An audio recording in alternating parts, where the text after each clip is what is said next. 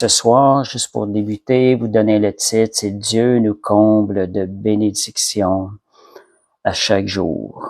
On va commencer par la prière. Père Céleste, on te remercie la bénédiction qu'on a ce soir de partager ta parole, d'avoir accès à ta parole, à ta direction. Seigneur, au Saint-Esprit, Seigneur, qui veut nous faire grandir en toi, Seigneur, qui veut nous instruire. Merci Saint-Esprit d'être l'enseignant ce soir et de faire toutes choses merveilleuses et parfaites à travers nous. Au nom de Jésus. Merci Seigneur. Fait qu'on va commencer avec parfaite bénédiction dans le nom de Jésus. Parce que ce soir, l'étude, c'est Dieu nous comble de bénédictions à chaque jour. Quand nous la partageons, quand nous bénissons les autres, nous sommes en train de multiplier notre capacité à recevoir de Dieu ces bénédictions. On va voir quelque chose que c'est pas quelque chose qui est égoïste, la bénédiction. C'est quelque chose que Dieu désire pour nos vies parce que c'est quelque chose qu'à travers ça, Dieu va se glorifier, Dieu va nous fortifier et Dieu va bénir les autres à travers la bénédiction qu'il nous donne. Si nous la redonnons, si nous bénissons les gens, Dieu va multiplier. Nous allons devenir un canal à travers lequel Dieu va passer de plus en plus efficacement. Donc c'est ça le pourquoi de la bénédiction. J'avais encore ça dans mon cœur, j'en ai parlé dernièrement, mais il y avait encore des choses qui étaient là dans mon cœur. J'ai besoin de plus, Seigneur, de comprendre des choses de plus. Il y a plus de choses à partager au niveau de la bénédiction. Vous savez, quelque chose, la bénédiction, c'est vraiment quelque chose qui est grand et merveilleux. On va voir encore, peut-être pour une 3e et 4e étude là-dessus, on va voir encore combien de versets dans la parole, différents de ce qu'on a déjà parlé, viennent encore nous encourager à recevoir la bénédiction de Dieu. Vous savez, la bénédiction de Dieu devient un instrument à travers lequel Dieu se glorifie et Dieu reçoit la bénédiction en retour. Merci Seigneur, Dieu est merveilleux dans sa manière de faire les choses. Donc, le verset clé ce soir, Psaume 68, 19, juste pour rappeler le titre, Dieu nous comble de bénédictions à chaque jour. Est-ce que vous êtes conscient de ça? Est-ce que vous êtes conscient de vivre ces choses-là? C'est ce que la parole de Dieu déclare. Un des versets qui m'a amené à réaliser la bénédiction, ça toujours, je le répète celui-là, Éphésiens 1, 3. Je suis béni de toute bénédiction dans les lieux célestes en Jésus-Christ. Voilà un des versets clés au niveau de la bénédiction en général. Fait que c'est un décret qu'on peut relâcher sur notre vie constamment. Seigneur, je m'accorde avec toi. Seigneur, je suis béni. Je suis béni. Et le verset, le psaume 68, 19, dans la version King James, je l'ai mis en français là quand même, et il y avait une précision plus grande par rapport au message que j'apportais ce soir. C'était « Béni soit l'Éternel qui nous comble de bienfaits à chaque jour. » Une bénédiction est un bienfait. Bénédiction et bienfait, ça a la même signification au bout de la ligne. Dieu est bon, Dieu nous veut du bien, Dieu aime nous bénir parce qu'il est un bon Père. Et savez combien nous avons besoin aussi d'apprécier cette bénédiction, de la recevoir et non pas de la prendre comme si on la mérite pas. On est en train de la rejeter. Dieu veut qu'on reçoive. Vous savez, plus on reçoit, plus notre cœur est transformé à l'image de Dieu. Donc, Dieu a décrété que nous soyons bénis, que nous sommes bénis à partir du moment où nous lui avons donné notre vie. Le verset Éphésiens 1, 3 s'applique à nous. Ces autres versets qu'on va voir à soir, le psaume 68, 19, ce sont des versets qui nous sont assignés à partir du moment donné où on a remis notre vie dans les mains du Seigneur. Parce que nous sommes devenus un enfant de Dieu. Nous nous sommes mis sous le tuteur du bon Père céleste. Notre Père céleste est devenu notre vrai Père parce que c'est lui qui devient la source des bienfaits dans notre vie, la source des bénédictions dans notre vie. Tu sais, on a un Père terrestre, mais voyez, lorsqu'on devient un enfant de Dieu, on a un Père spirituel. On a notre vrai Père. Nous autres, dans la chair, on a un Père charnel, mais dans l'esprit est éternel. Nous sommes devenus enfants de Dieu. Nous avons maintenant un Père éternel, un Père merveilleux. Merci Seigneur.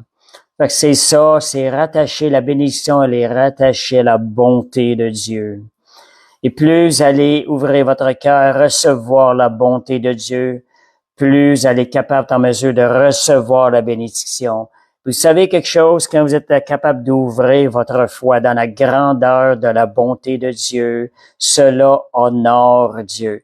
Dieu voit votre cœur. Quand vous faites cela, quand votre cœur se dispose, vous êtes en train d'honorer Dieu. Vous savez, la parole de Dieu nous parle même avec le Père terrestre, honore ton Père. Honore ton Père. La Bible dit, mais combien plus nous devons respecter cette parole-là envers notre Père céleste. C'est aussi un message envers notre Père céleste encore plus fort. Nous devons lui donner honneur. Tout ce qu'il fait est grand et merveilleux. Merci Seigneur. Amen. Puis juste pour vous montrer, Dieu ne cesse de méditer du bien sur nous. Il cherche des occasions de nous bénir. Étant devenu enfant de Dieu, il a une porte ouverte à nous bénir. Et quelle joie dans son cœur lorsqu'il voit cette opportunité de nous bénir parce qu'il est un bon Père. Il prend plaisir à bénir ses enfants, tout comme un Père terrestre prendrait plaisir à bénir ses enfants, combien plus le Père céleste prend plaisir à nous bénir étant devenu enfant de Dieu. Jérémie 29:11 qui nous dit Dieu a des projets de paix et non de malheur pour notre vie, un avenir et de l'espérance. Merci Seigneur. Fait que Monique court trop vite, elle nous amène des messages qui sont mentionnés plus loin. Il nous court après, mais Monique aussi, elle court vite. Merci Seigneur. Amen. Donc, parce que Monique, elle a écrit « Il nous court après » dans le message. C'est un message, c'est une partie de l'explication que je donne un peu plus tard dans l'enseignement. Donc, apprenons. Bien important d'apprendre. On sait que Dieu, la parole nous confirme, Dieu nous comble de bénédictions à chaque jour. Maintenant, on a besoin, comment reconnaître cette bénédiction? C'est un fait. Pourquoi qu'on le voit pas nécessairement? Fait que ce sont des choses... Donc, apprenons à reconnaître la bénédiction de Dieu dans le quotidien de notre vie à chaque jour. Nous devons apprendre.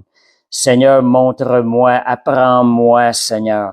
Seigneur, je veux voir ta grâce et ta gloire. Seigneur, je veux apprendre à reconnaître ta main qui agit sur ma vie, ta main qui me conduit, ta main qui me donne des bienfaits, qui me bénit à chaque jour. Ouvre mes yeux afin que je puisse reconnaître ces bienfaits sur ma vie.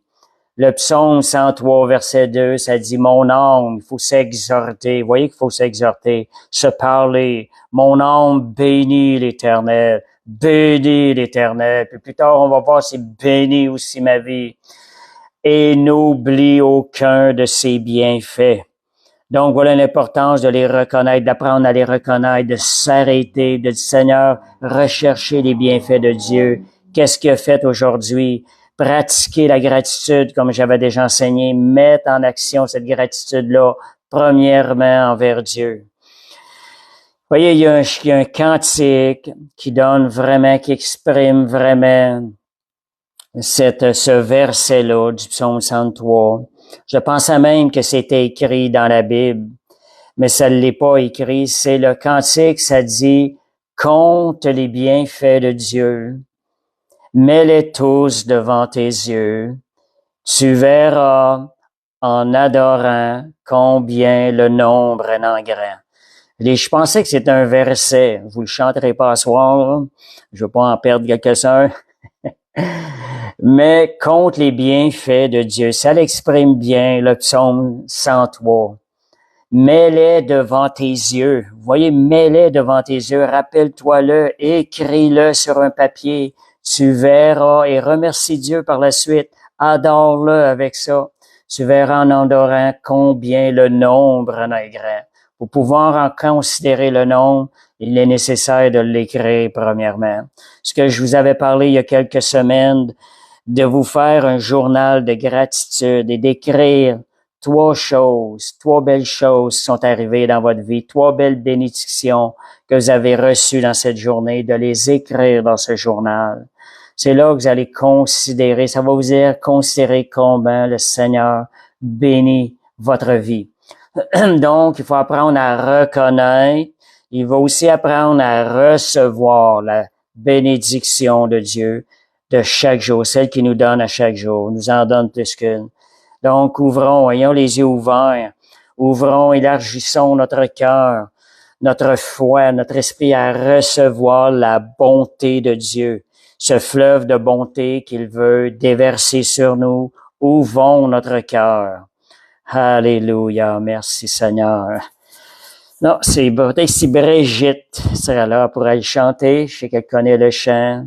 On va, sœur Brigitte, tu apporteras ça à un moment donné. Bon, donc ouvrons la porte aux bénédictions de Dieu en déclarant ce verset chaque matin. J'ai un verset qui ouvre la porte aux bénédictions de Dieu. Lamentation 3, versets 22 à 23. Ça dit, les bontés de l'Éternel ne sont pas épuisées, ses compassions ne sont pas à leur terme. Elles se renouvellent chaque matin pour ma vie. Merci Seigneur. Voyez, elles se renouvellent chaque matin. Oh, que ta fidélité est grande. Déclarez ce verset-là le matin. Vous êtes en train d'ouvrir la porte au fleuve, une porte qui ouvre vers le ciel, où Dieu va pouvoir déverser ses grâces, sa bonté, ses bénédictions sur votre vie. Il y a tellement de choses. Des fois, on pense qu'on n'a rien à faire. En quelque sorte, rien n'est à faire dans la chair, mais dans l'esprit. Dieu nous a donné une façon de le louer, nous demande de le louer, de l'adorer. Nous avons tout ce qui est nécessaire pour adorer Dieu. Adorons-le en esprit, en vérité. Donnons-lui la gloire. Vous savez, le verset-là, je l'ai déclaré pendant 9 mois. Je ne voyais pas la bénédiction. J'ai commencé à le voir après 9 mois. Chaque matin, je déclarais ce verset-là parce que j'en avais besoin. Ça avait passé une période très difficile. Ce verset-là m'a tout de même tenu pendant 9 mois de temps, comme la manne dans le désert qui était donnée au peuple juif, au peuple d'Israël. C'était un peu comme ça. J'allais chercher ma manne, mais je devais aller la chercher. C'est comme ça, bien souvent, pour les bénédictions. Nous devrons ouvrir notre porte pour certaines bénédictions. Certaines bénédictions, nous devrons aller les saisir. D'autres, elles vont être automatiquement déversées sur nous. Excusez. Bon. Donc, voyez un des versets qu'on a parfois réclamé, la bénédiction. Excusez. Bon. C'est le verset du Notre Père. Donne-nous aujourd'hui notre pain quotidien. Cela veut dire, donne-nous ta bénédiction à chaque jour. À chaque jour, pendant qu'on est en train de dire le vrai pain dont on a besoin, c'est la bénédiction de Dieu dans notre vie. C'est sa faveur sur nos vies. Donc, Seigneur, quand on prie cette prière-là, pensons aux choses d'en haut. Seigneur, donne-nous aujourd'hui notre pain quotidien. Tu sais, puis Dieu est un Dieu d'abondance qui va au-delà de nos besoins. Il peut combler au-delà des désirs de notre cœur quand on fait de Dieu nos délices. Quand notre joie est en lui, quand on fait de Dieu nos délices, Dieu peut nous combler au-delà des désirs de notre cœur. Il est parfois nécessaire de lui mentionner nos désirs. Cela nous met en relation cœur à cœur avec Dieu. Et Dieu désire une relation avec nous. Dieu connaît toutes choses. mais il veut la relation de cœur parce qu'il y a quelque chose qui se passe dans une relation avec Dieu. Il y a une transformation, nous sommes transformés à son image. Et de l'amour de Dieu, elle coule plus aisément entre nous et lui. Lorsque nous lui parlons, lui déversons notre cœur.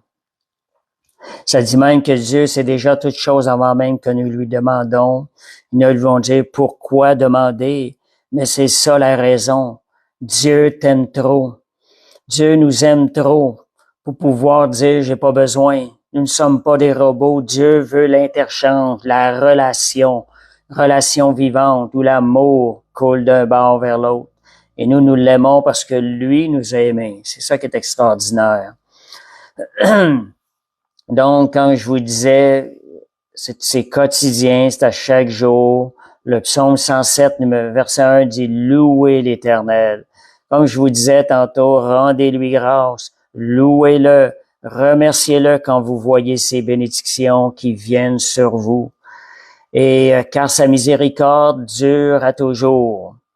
Donc, si sa miséricorde dure à toujours, vous devriez le louer en tout temps, toujours le louer pour toutes choses, parce que sa miséricorde, elle est toujours là.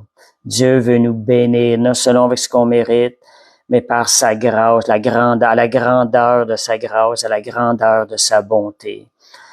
Et ça, il faut ouvrir notre esprit, apprendre à recevoir de Dieu. C'est pas égoïste du tout, au contraire.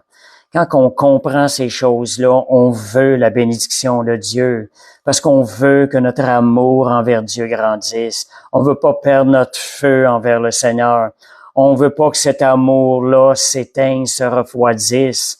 Et c'est comme ça qu'on va l'entretenir dans une relation avec Dieu et en apprenant à recevoir ses bénédictions. Cela va regarder notre relation, notre amour vivant envers le Seigneur.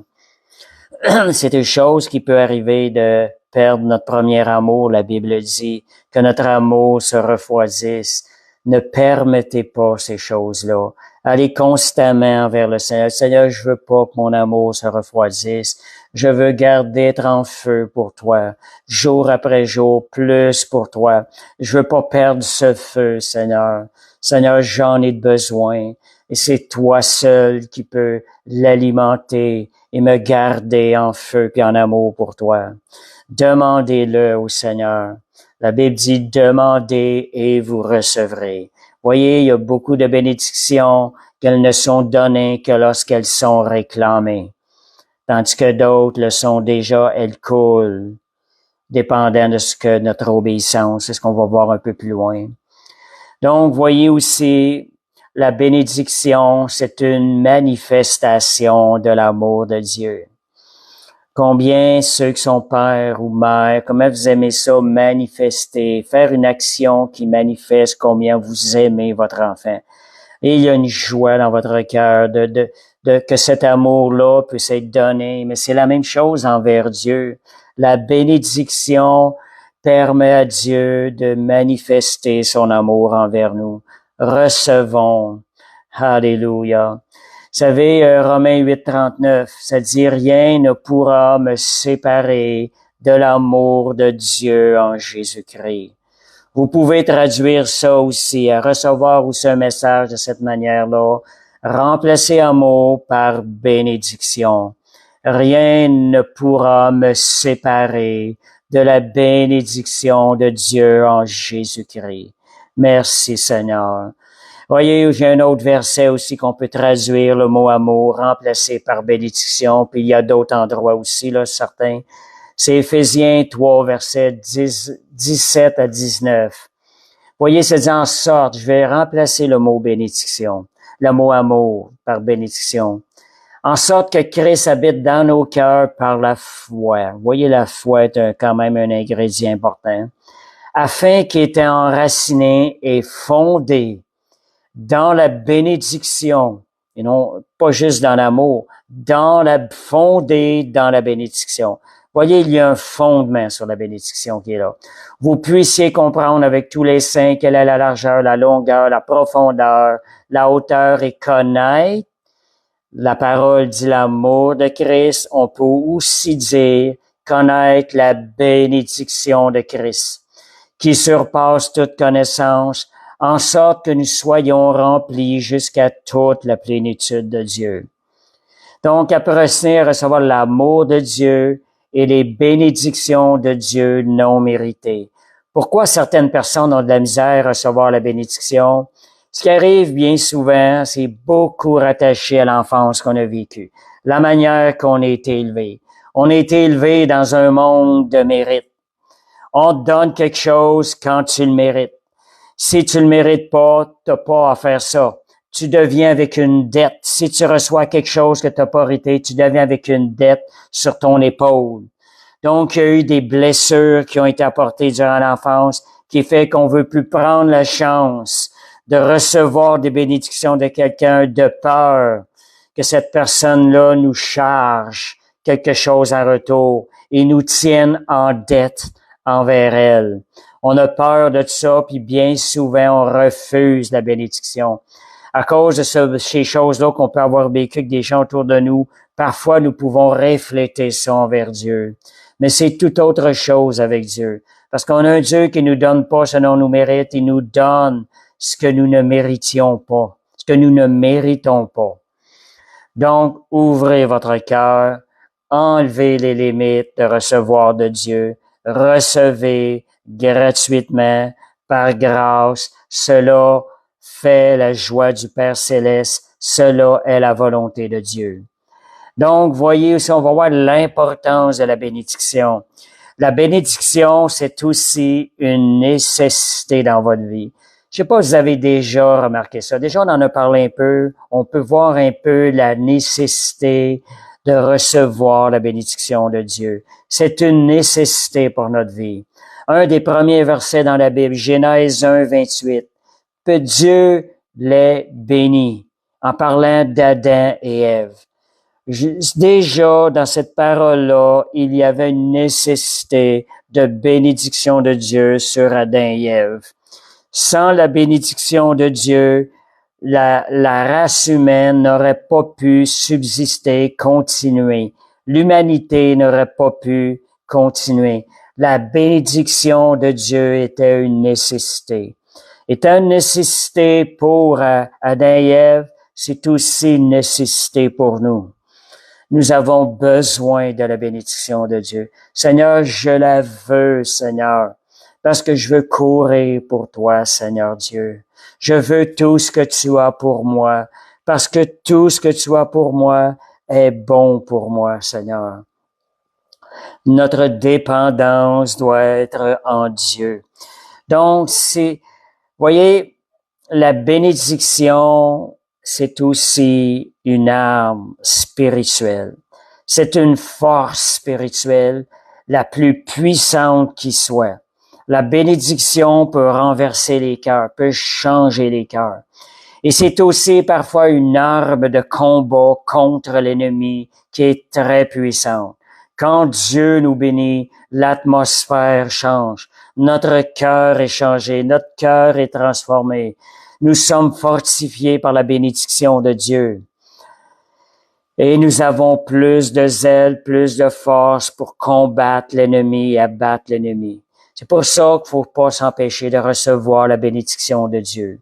Si votre vie chrétienne est pénible, vous avez besoin de recevoir, je dirais à reconnaître plus et à recevoir plus de bénédiction de la part de Dieu. Parce que c'est pas la volonté de Dieu que nous marchions avec un fardeau sur notre épaule qui est lourd. Le fardeau de Dieu, de Jésus, il est léger. Et c'est notre croix où le vieil homme est crucifié que nous portons. C'est ce seul fardeau que Dieu veut qu'on ait. Donc, la Bible dit dans 1 Pierre 5, 6, 7, « Déchargez-vous sur lui de tous vos soucis, de tous vos fardeaux, et lui-même prendra soin de vous. » Dieu veut pas qu'on porte des fardeaux. Dimanche passé, je vous parlais, il y a 2 dimanches, je pense, je me rappelle plus, je vous parlais d'un homme qui quelqu'un lui a offert un livre dans une charrette. l'homme est embarqué dans la charrette parce que l'homme avait un gros fardeau derrière lui. Fait que pour l'aider, quelqu'un lui a offert de le conduire dans une charrette. Il lui a dit, monte dans la charrette. La personne, après un certain temps, le conducteur se retourne et regarde la personne. Elle avait gardé son fardeau sur les épaules. La personne lui demande pourquoi, le conducteur lui dit, pourquoi ne déposes-tu pas ton fardeau dans la charrette? Celui qui recevait le service lui a dit, celui qui avait le fardeau lui dit, tu as déjà assez de me conduire, de me porter, de me charger sans que tu aies ce fardeau à porter. Voyez, on est comme ça des fois avec le Seigneur. Il y a des personnes qui sont comme ça avec le Seigneur. Ils n'osent pas de se donner tout leur fardeau en disant, Seigneur, t'en as déjà assez. Ou je t'en ai déjà assez demandé au côté des bénédictions. C'est une fausse humilité, c'est une fausse conception de la nature de Dieu, de la manière que Dieu veut qu'on marche avec lui. Donc, recevez tout ce qui vient de Dieu parce que tout ce qui vient de Dieu est parfait et c'est bon pour nous. Jacques 1 du verset 17, ça dit « Tout don parfait, toute grâce excellente descend d'en haut du Père des Lumières. » Donc, du Seigneur, demandez, Seigneur, je veux cette grâce parfaite, cette grâce excellente. Je veux ce don parfait. Demandez ces choses-là au Seigneur. Réclamez des bénédictions. Cela fait la joie du Père Céleste. Il va ouvrir un canal de bénédiction envers Dieu. Donc, je vous disais que la bénédiction est une nécessité pour votre vie afin de persévérer. Réclamez-la, demandez-la. Vous savez, la bénédiction de Dieu est une protection dans notre vie. Vous voyez, on a un bon Père Céleste. Lorsqu'on tombe sous les bienfaits, la direction, sous la protection du Père Céleste, on ne peut qu'hériter qu'une bénédiction dans notre vie. Nous sommes maintenant protégés. Merci Seigneur. Fait que Dieu a fait une alliance. On va lire un peu la parole. Dieu a fait une alliance avec son peuple. J'ai pas le verset. Il leur a donné, regardez, sa parole. L'image qu'il y a derrière moi, c'est un livre ouvert. C'est la parole de Dieu. C'est bien important. Donc, Dieu, en faisant alliance avec son peuple, leur a donné la parole. Dieu fait une alliance. Dieu est fidèle à sa parole. Dieu ne ment pas. Dieu ne peut mentir. C'est à nous maintenant, nous avons reçu le décret écrit. C'est à nous de l'utiliser dans notre vie, de réclamer ces choses-là.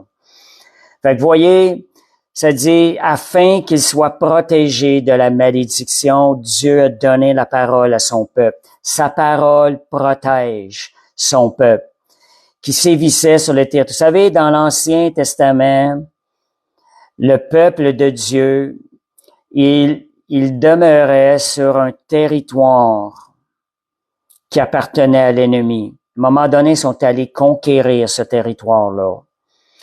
Et Dieu leur a donné la parole pour les protéger et aussi afin qu'ils puissent expérimenter la bénédiction plutôt que la malédiction. Dieu n'envoie pas de bénédiction déguisée en passant, comme la maladie. Combien de chrétiens pensent que la maladie est une bénédiction? Dieu n'envoie pas de bénédiction déguisée. La maladie est une bénédiction déguisée, puis c'est pas, Dieu est pas comme ça. Ça, c'est un mensonge du diable. Un mensonge tout craché du diable. Pour les gens qui pensent que la maladie m'a fait ça, la maladie m'a permis. Non, c'est pas la maladie. C'est ton attitude à travers cette attaque-là qui a permis à Dieu de déverser la bénédiction. Donc, Dieu nous a rachetés, Galates 3, versets 13 à 14, Dieu nous a rachetés de la malédiction de la loi, étant devenu malédiction pour nous, afin que nous héritions la bénédiction d'Abraham. Voyez, on voit ici, à partir du moment que nous sommes devenus un enfant de Dieu, nous sommes maintenant sous la bénédiction d'Abraham, sous la bénédiction du Père céleste. Et Dieu ne peut pas mentir et aller à l'encontre de sa parole. Ça veut dire Dieu peut pas maudire ses enfants parce qu'il les a bénis en Jésus-Christ dans une alliance. La chose qui arrive, c'est nous parfois qui nous déplaçons et nous sortons de la bénédiction de Dieu.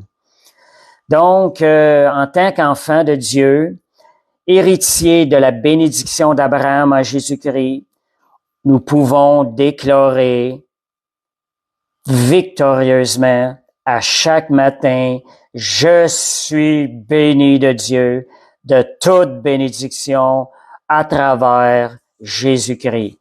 Donc, c'est à travers lui que nous sommes bénis. Lorsque nous marchons en lui, lorsque nous sommes en lui, la bénédiction, elle est là parce que Jésus, nous obtenons les mérites de Jésus et Jésus méritait toutes choses. Donc, des principes pour avoir accès aux bénédictions de Dieu, quelques principes. Tantôt, je vous parlais qu'il y en a qu'il faut réclamer, puis parfois, ça devient naturellement.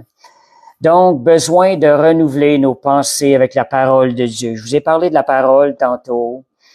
Fait que un des principes très importants, je dirais que c'est le plus important, c'est que nos pensées soient renouvelées par la parole de Dieu. À soir, le partage, la bénédiction, les derniers partages qu'on a eus, le but était de renouveler notre manière de penser, d'apprendre à reconnaître et recevoir la pensée de Dieu par rapport à la bénédiction. Romains 12:2, ça nous parle de soyez transformés par le renouvellement de l'intelligence, afin que vous discerniez la volonté de Dieu. Et la volonté de Dieu, c'est ce qui est bon, agréable et parfait. Donc, Jean 10:10, la parole nous dit ici que voyons le verset, c'est que Jésus est venu afin que nous recevions la vie et la vie en abondance. Dans d'autres versets, afin que nous soyons dans l'abondance. Fait que voyez, Jésus a été notre porte d'accès à l'abondance, aux bénédictions de Dieu. Donc, pour avoir accès à ces bénédictions-là, il est nécessaire de renouveler notre pensée dans la parole de Dieu. Ce qui va nous emmener à les réclamer, à les recevoir plus aisément. Donc, cela va nous lorsqu'on va renouveler notre parole, lorsqu'on va renouveler notre intelligence par la parole, notre esprit, nos pensées, on va être métamorphosés, on va être transformés dans nos pensées, par le renouvellement de nos pensées. Ça, c'est l'œuvre que la parole va faire. Ce qu'on est en train de faire, à ce moment, on parle de la parole de Dieu et de la pensée de Dieu. Ça vient renouveler, ça vient nous transformer, de dire, écoute, des fois, il va y avoir des déclics qui vont se faire. Merci Seigneur. Seigneur, j'avance là-dedans. Seigneur, je veux faire ta volonté. Seigneur, oui, je vais commencer à penser comme ça. Vous savez quelque chose? La pensée, c'est tellement important ce qui rentre, ce qu'on laisse rentrer. C'est-à-dire, on a le choix de laisser rentrer les choses dans nos pensées, de ne pas. On peut mettre une garde à ces choses-là. On met une garde dans notre bouche, mais on peut la mettre aussi à ce qui rentre dans nos pensées. Notre vie va aller dans la direction dominante de nos pensées. Ça, c'est une réalité. Si nos pensées ne sont pas renouvelées, notre vie va prendre cette direction-là.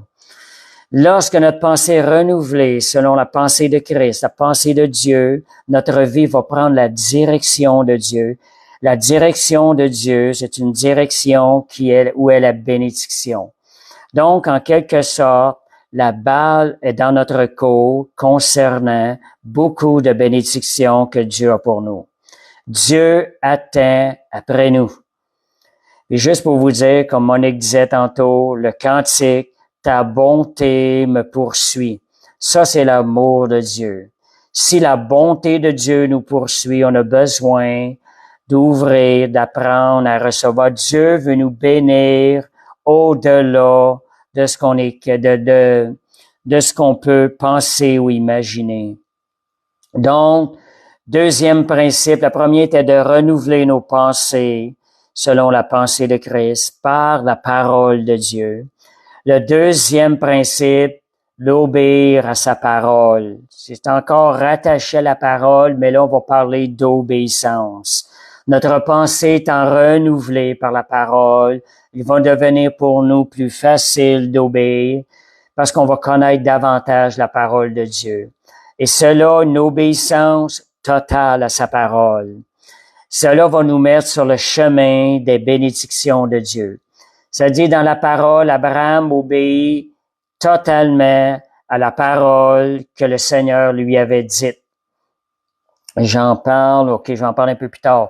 Quand on expérimente la bénédiction en faisant confiance à Dieu, à sa parole, en obéissant à sa voix, comme le dit Deutéronome 28, on va recevoir plein de bénédictions. Je vais le lire, Deutéronome 28, verset 2 à 13. Donc, ça dit, voici toutes les bénédictions qui se répandront sur toi et qui seront ton partage. Lorsque tu obéiras à la voix de l'Éternel, tu seras béni dans la ville. Voyez ce que vous vivez. Tu seras béni dans les champs, dans ton travail. Le fruit de tes entrailles, nos enfants, le fruit de ton sol, en réalité, le résultat de notre travail, ce qu'on sème, c'est pas nécessairement dans la culture seulement. Aujourd'hui, c'est partout ce qu'on travaille. Le fruit de tes troupeaux, les portées de ton gros, de ton menu bétail, toutes ces choses seront bénies. Ça, c'est le résultat d'obéir à la parole de Dieu. Ta corbeille et ta huche sera bénie. Tu seras béni à ton arrivée et à ton départ. Tout ce que tu vas entreprendre sera béni dès le moment où tu entreprends quelque chose. L'Éternel te donnera la victoire sur tes ennemis qui s'élèveront contre toi. Ils sortiront contre toi par un seul chemin.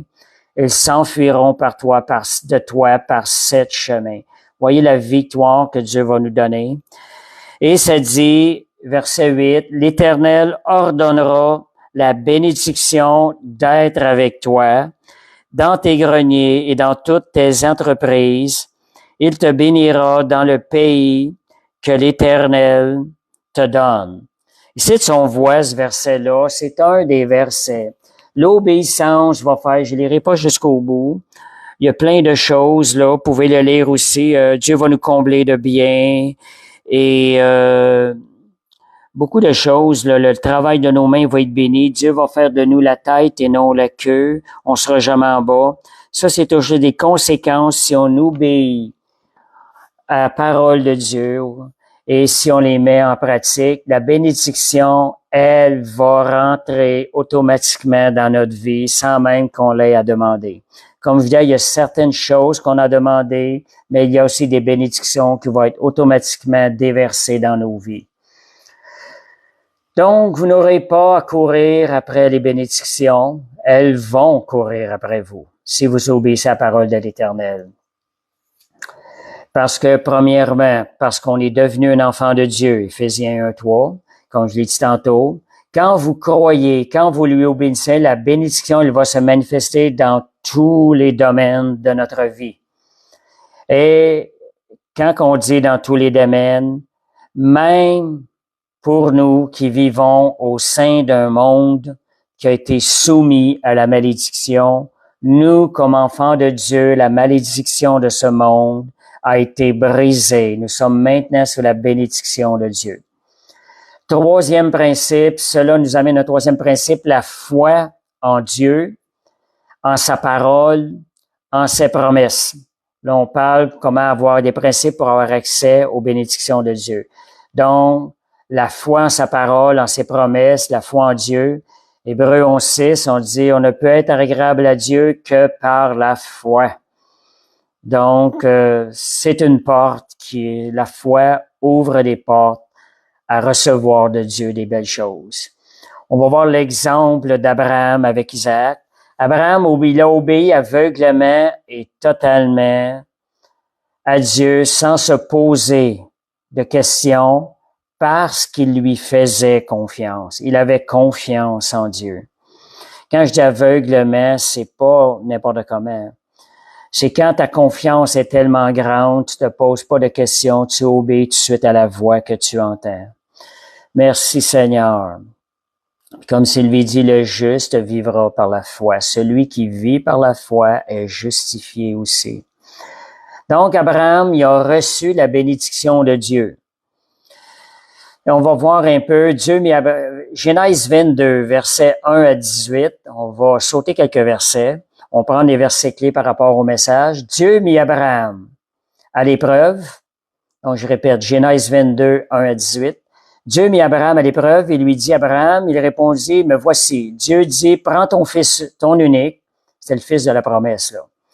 Celui que tu aimes, Isaac, va-t'en au pays de Moridja, et là, offre-le en holocauste sur l'une des montagnes, je te dirai. Regardez tout de suite. Abraham se leva de bon matin. Il s'est levé même tôt le lendemain. Sella son âne, prit avec lui 2 serviteurs et son fils Isaac, fendit le bois pour l'holocauste, partit pour aller au lieu que Dieu lui avait dit. Voyez l'obéissance quand on dit Abraham eut confiance en l'Éternel, il a obéi à l'Éternel sans comprendre tout. Ça dit au verset 9, lorsqu'ils furent arrivés au lieu que Dieu lui avait dit, Abraham éleva un autel, rangea le bois, lia son fils Isaac et le mit sur l'autel par-dessus le bois. Puis Abraham étendit la main et prit le couteau pour égorger son fils. Voyez, Abraham était prêt à se rendre jusqu'au bout. Alors l'ange de l'Éternel l'appela des cieux et dit, Abraham, Abraham. Il lui dit, me voici. Abraham lui répond, me voici.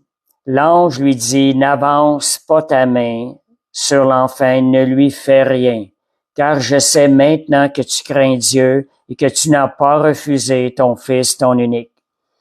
Voyez, l'ange de l'Éternel l'appela une seconde fois. Abraham des cieux, il dit, je le jure par moi-même, parole de l'Éternel, parce que tu as fait cela, que tu n'as pas refusé ton fils, ton unique, je te bénirai et je multiplierai ta postérité. On parle de bénédiction, multiplication. Ta prospérité comme les étoiles du ciel. Voyez la multiplication en grand nombre, pas juste un fils. Et comme le sable qui est sur le bord de la mer, ta postérité possédera la porte de ses ennemis. Toutes les nations de la terre seront bénies en ta postérité parce que tu as obéi à ma voix. Donc, béni parce qu'il a obéi à la voix de Dieu. Voyez comment c'est rattaché. L'obéissance, je reviens au premier principe. Au deuxième principe, l'obéissance à la parole. La bénédiction vient d'elle-même et elle vient avec abondance. Donc, c'était le principe de la foi. Abraham eut confiance. La confiance est de près rattachée à la foi en Dieu. C'est exactement le genre de foi qui est agréable à Dieu, une confiance totale en Dieu. Le psaume 84, ça nous dit, l'Éternel Dieu est un soleil et un bouclier. L'Éternel donne la grâce et la gloire. Il ne refuse aucun bien à ceux qui marchent dans l'intégrité. Voyez une condition, quand tu marches dans l'intégrité, aucun bien ne t'est refusé de la part de Dieu. Et je rajouterai dans la foi aussi. De réaliser que Dieu, pour terminer, de réaliser que Dieu veut nous combler de bénédictions à chaque jour. Cela, ça devrait créer en nous une attente plus grande envers le Seigneur. Notre cœur devrait avoir désiré plus les choses de Dieu. Et plus notre attente va grandir, plus on va en faire l'expérience des bénédictions de Dieu. Là, l'importance de ce genre de partage-là. Donc, vivons nos vies avec une espérance, une attente vivante de voir les promesses de Dieu se réaliser. Soyons dans l'attente de ces promesses, sachant que Dieu veut nous bénir. Lorsqu'on va demeurer dans la foi en recherchant tout ce que Dieu a promis, étant prêt à recevoir, on va ouvrir nos cœurs à la bénédiction, c'est là que les bénédictions de Dieu vont envahir notre vie encore davantage. Puis je vous dirais, commencez chaque journée avec une attente renouvelée de la bénédiction de Dieu, attendant de voir la faveur de Dieu se manifester d'une manière ou d'une autre avant la fin de chaque journée. Attendez-vous de voir la bénédiction, la faveur de Dieu sur votre vie. Et à la fin de la journée, faites-vous le journal de gratitude, écrivez les bénédictions que vous avez reçues aujourd'hui, parce que Dieu nous bénit à chaque jour. Donc, bénissez votre vie aussi, qui est l'œuvre parfaite du Créateur en Jésus-Christ. Nous avons été recréés en Jésus-Christ. Nous sommes maintenant le vase que Dieu est en train de former, notre potier maintenant. Donc, bénissez l'œuvre de Dieu à travers vous, votre vie. Vivez une vie comblée des bienfaits de Dieu et que les bénédictions de Dieu soient toujours présentes dans votre vie. Ça n'en tient qu'à nous. Fait que merci Seigneur pour l'enseignement. Alléluia. J'espère que c'est quelque chose qui vient encore élargir votre cœur. Et cela va nous permettre de glorifier davantage le Seigneur. Ce sont des occasions qui vont se multiplier dans notre vie et qui vont faire que Dieu va être glorifié. Merci Seigneur. Donc, on va terminer l'étude. Alléluia. Père Céleste, merci pour ta parfaite bénédiction, ton plan parfait pour notre vie, l'amour parfait du Père Céleste. Seigneur Dieu qui est là manifesté envers nous. Seigneur, ouvre nos cœurs, Seigneur Dieu, renouvelle nos pensées par le Saint-Esprit à chaque jour. Et Seigneur, que ces enseignements soient toujours renouvelés dans notre esprit, afin que nous avancions de gloire en gloire avec toi et pour mieux te servir. Au nom de Jésus. Merci, parfait Père Céleste. Amen. Donc, je vous souhaite une parfaite soirée dans le nom de Jésus, une parfaite semaine dans le nom de Jésus. Puis, n'oubliez pas, le vendredi soir, café biblique à 19h30 au 1884 Sillemont. Les dimanches à 14h, l'Assemblée. Les mardis à 18h, intercession aussi à l'Assemblée. Et à tous les mercredis, ce live comme ce soir à 20h.